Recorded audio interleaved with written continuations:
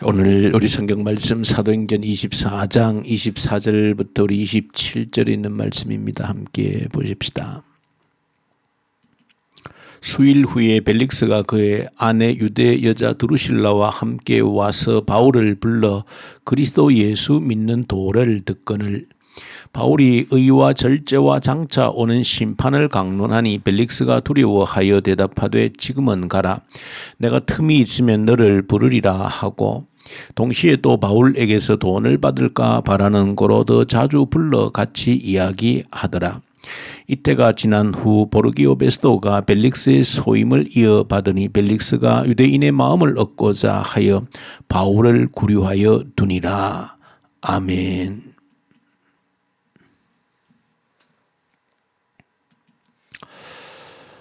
오늘 이 아침에 우리 사도행전 24장을 함께 우리가 묵상합니다. 오늘 함께 우리가 묵상할 시편 146편을 보시면 시인이 이렇게 노래합니다. 아무런 도울 힘이 없는 인생을 의지하지 말라. 그의 코에서 호흡이 끊어지면 흙으로 돌아갈 뿐이다. 여호와 하나님을 그 인생의 도움으로 삼고 그 하나님께 소망을 두는 자가 복이 있다. 그렇게 시인이 노래하고 있습니다. 사실은 수많은 인생들, 많은 사람들은 어떤 혈연, 지연, 학연 이런 모든 인간의 관계를 또 의지하면서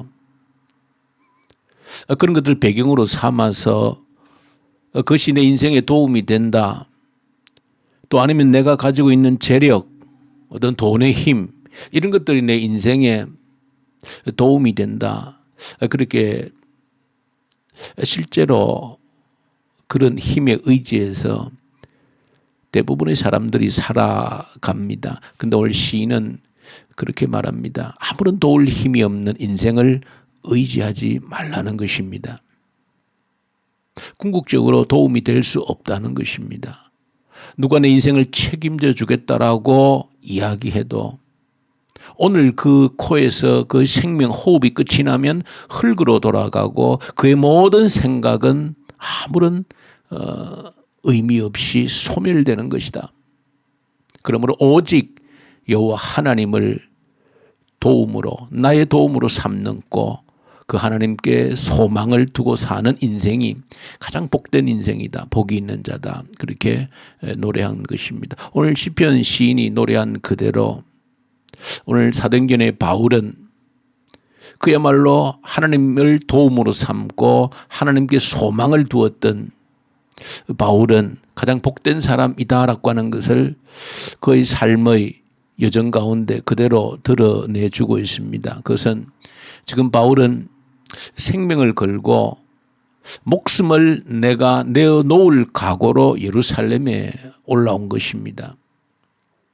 그야말로 예루살렘에는 한두 사람이 아닌 수만 명이 바울을 향해서 적개심을 가지고 그 중에는 40명의 암살 결사대가 만들어져서 저 바울을 죽이기 전에는 우리가 먹지도 마시지도 않겠다라고 하는 무시무시한 살해 위협이 실제로 바울을 엄습하고 있는 그 현장이 바로 예루살렘 현장입니다. 바울이 1, 2, 3차 선교 사역 가운데 그 어디에서도 평안한 곳이 없었고 1차 선교 사역 때 돌에 맞아서 죽은 자처럼 되어져서 성 바깥에 내버림을 당하는 그런 일까지도 겪었지만은 그건 어떤 의미에서는 지금 예루살렘에서만큼 위협이 살기 등등한 그런 위협이 있었던 곳이 없습니다.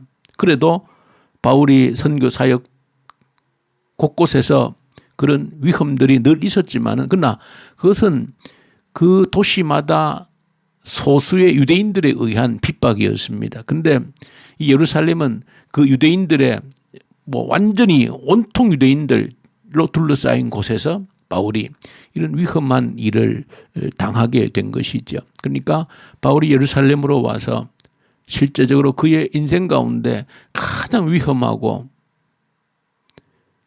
힘든 그런 때를 사실은 바울이 예루살렘에서 당하고 있는 것이죠.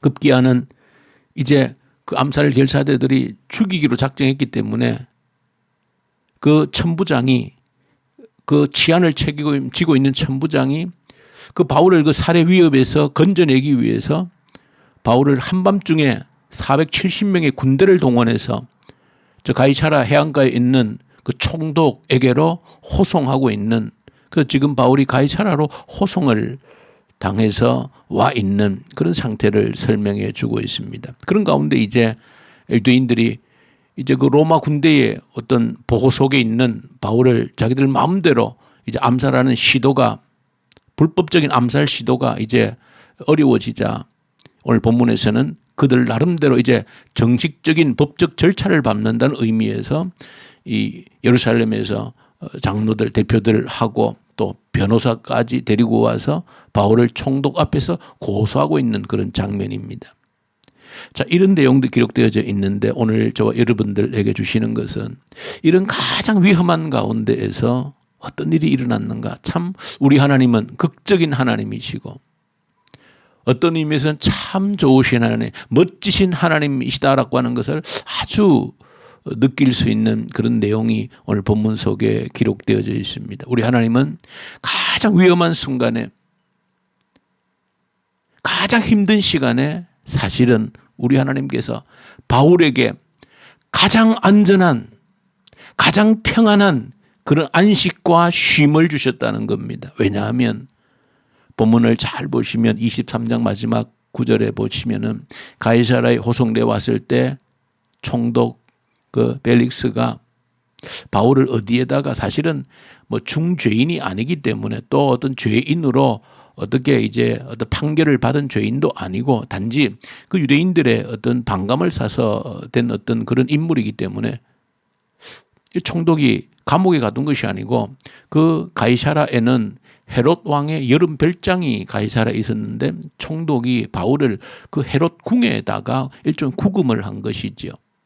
그래 놓고 사실은 중간에 오늘 본문에 있는 것처럼 유대인들이 고소하는 그런 일도 있었지만은 이 벨릭스 총독이 바울을 어디에 헤롯 궁에다가 이제 구금을 해놓고 오늘 본문에도 보시면은 그저 완전히 자유를 억압한 것이 아니라 본문에 보시면 그대로 기록하고 있는 대로 바울에게 자유도 주고 그 마음껏 어디 움직일 수 있는 그 죄인하고는 다른 것이죠. 자유도 주고 어디에서, 감옥이 아닌 헤롯 궁에서, 별장에서 자유도 있고, 그리고 또 친구들이 찾아와서 돌봐주고 필요한 것을 공급해 줄 수 있는 그런 자유까지 다 허락해 준 것입니다. 그런데 그런 시간이 얼마냐, 오늘 본문에 보니까 2년 동안 그렇게 했다는 겁니다. 왜? 물론 총독은 자신의 정치적인 목적에서 그렇게 한 것입니다. 왜? 풀어주자니 당장 또 유대인들이 암살을 시도해서 죽게 되어지면 이 로마 시민권자인데 또 자신이 로마로부터 어떤 문책을 당할 수 있고 또 그냥 어떻게 하자니 또 유대인들이 반감을 살 수 있고 해서 이러지 저러지도 못하고 사실은 벨릭스 총독은 바울을 그렇게 구금하여 둔 겁니다. 그런데 실제적으로는 가장 위험한 곳에서 가장 안전한 장소에 헤롯의 그 왕의 여름 별장에 자유도 주고 필요한 사람들을 얼마든지 만날 수 있게끔 하고 2년 동안 그렇게 지내도록 한 것입니다. 어떻게 보면 성경에서 바울의 일생 가운데 이 상태만큼 더 평안하고 더 안전하고 휴식을, 안식을 취할 수 있는 곳이 없었다는 것을 발견하게 되어지는 겁니다. 참으로 우리 하나님은 멋지신 하나님이시다. 인생을 의지하지 않더라도 하나님의 능력의 손으로 가장 위험한 가운데서도 가장 안전한 장소를 만들어내시는 분이 우리 하나님이시다. 그러므로 저희 여러분들이 오늘 이러한 바울의 모습을 볼 때 우리 인생 가운데 밀어닥치는 어려움, 환난 이런 것들에 대해서 저희 여러분들이 좀 두려움을 떨쳐버리고 내가 주님 안에 있다라고 하면, 주님만 바라보고 살아가는 그 확신이 있다라고 하면 가장 위험한 장소에서도 가장 안전한 장소를 만드셔서 우리에게 안식과 평안을 주시는 분이 나의 하나님이시라고 하는 확신을 가질 수 있는 저와 여러분들 될 수 있기를 소망합니다. 오늘 하루도 또 우리의 남은 생애 가운데 하나님께서 겉으로 보기에는 어떤 위험한 곳으로 우리를 몰아넣는 것처럼 보여도 어떤 핍박이 고난이 내게 밀려드는 것처럼 보여도 나의 하나님은 그 속에서 가장 안전한 장소를 확보해내시는 분이 내 하나님, 나의 하나님, 좋으신 하나님이시다는 사실을 저 여러분들이 확신할 수 있는 저 여러분들 될 수 있기를 소망합니다.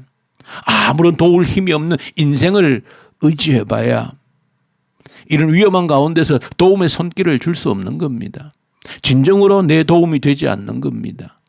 그러나 내 하나님, 나의 하나님은 가장 위험한 장소, 가면 죽는다라고 하는 그 속에서 실제적으로 그런 위협이 존재했지만 우리 하나님은 하나님의 방법으로 가장 안전한 장소에 가장 평안히 쉴 수 있는 안식과 쉼을 허락하시는 분이 참 좋으신 우리 하나님이시다 하는 사실을 저 여러분들이 온갖 환난들이 우리를 기다리고 있는 이 세상에서 이 좋으신 하나님을 나의 하나님으로, 나의 도움으로, 나의 소망으로 삼고 살아가는 저 여러분들 될 수 있기를 간절히 소망합니다.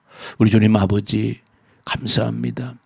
우리 멋지신 하나님, 어떤 핍박 속에서도 어떤 환난이 몰아쳐도 그 속에서 가장 안전한 장소, 안식과 쉼을 허락하시는 나의 하나님 감사합니다. 하나님 주신 이 안식과 평안을 누릴 수 있는 저희들 되게 하시옵소서. 예수님 이름으로 기도 올려드립니다. 아멘. 하늘에 계신 우리 아버지여, 아버지의 이름을 거룩하게 하시며 아버지의 나라가 오게 하시며 아버지의 뜻이 하늘에서와 같이 땅에서도 이루어지게 하소서. 오늘 우리에게 일용할 양식을 주시고 우리가 우리에게 잘못한 사람을 용서하여 준 것 같이 우리 죄를 용서하여 주시고 우리를 시험에 빠지지 않게 하시고 악에서 구하소서. 나라와 권능과 영광이 영원히 아버지의 것입니다. 아멘. 주신 말씀 가지고 간절히 기도하십시다. 어떤 환난 가운데서도 가장 안전한 피난처가 되시는 우리 하나님을 의지하며 살아가십시다. 그 하나님께 소망을 들고 살겠습니다. 기도로 올려드리고 이 나라를, 북한 땅을 간절히 이 새벽에도 올려드리십시다. 하나님을 두려워하는 나라, 하나님을 두려워하는 자들이 이 땅의 지도자들로 세워지게 하시옵소서. 악한 정권은 소멸되게 하시옵소서. 다시 한 번 더 부흥의 계절이, 다시 한 번 더 성령의 계절이, 성령의 바람이 이 땅을 새롭게 하는 그런 날이 오게 하시옵소서. 간절히 기도하고 이 코로나 앞에서 진실로 하나님의 뜻을 구할 수 있는, 하나님이 무엇을 바라보고 이 코로나를 붙들고 있는지 깨달을 수 있는 그런 자가 될 수 있도록 위해서 간절히 기도하십시다. 특별히 오늘은 우리 교회 유초등부 아이들 위해서 기도하십시다. 이 아이들을 책임지고 양육해내고 이 지역에 있는 모든 우리 어린아이들을 책임지는 교회로 세워주십시오. 그런 열정 있는 우리 성도들이 되게 해주십시오. 그저 아무런 의미 없이 교회를 오가는 그런 교인 하나도 없게 하시고 생명을 붙들고 양육하는 그런 눈을 뜬 성도들이 되게 해주십시오. 그렇게 간절히 기도하십시다. 그리고 우리 선교사님들,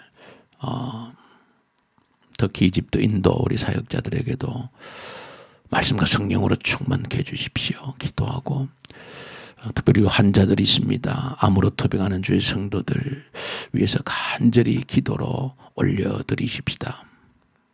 주님께서 붙들어 주시도록, 우리 주님께서 함께 해주시도록, 주의 능력을 우리가 경험할 수 있도록 위해서 간절히 주님께 우리 특별히 기도로 올려드리십시다. 우리 함께 우리 기도하십시다.